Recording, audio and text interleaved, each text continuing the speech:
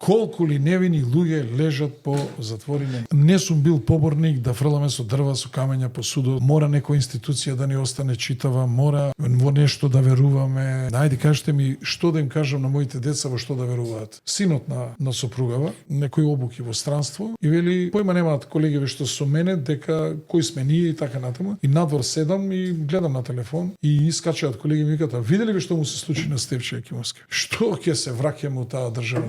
И не им кажувам кои сме, што сме.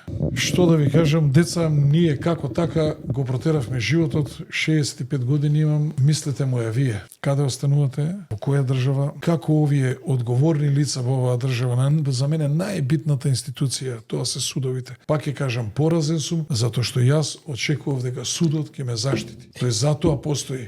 Кога посилниот ќе го нападне послабиот да го заштити, да ги извади аргументите, ако посилниот има аргумент у реду. Се случи тоа, треба на тие позиции да бидат храбри луѓе со интегритет и достоинство. Во Македонија одамна се избегани и храброста, и достоинството, и интелигенцијата. Избегани со тука и живеат во Германија, Франција, не знам, Австралија, Америка и така натака. Овдека е останато се што никогаш немало да стане судија, министер, ако овие што избегале биле тука останат. Ете тоа е тоа.